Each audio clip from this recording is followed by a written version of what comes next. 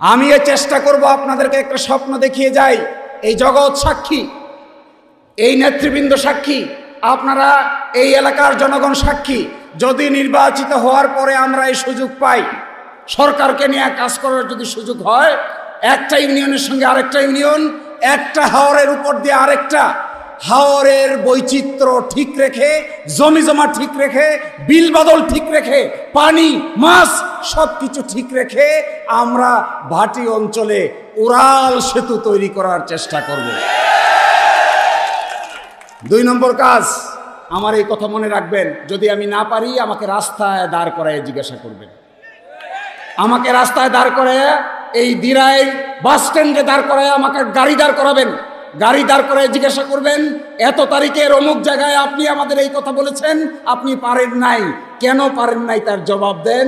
আমি যদি না পারি, আমি স্বেচ্ছায় আপনাদের কাছে আত্মসমর্পণ করে যাব।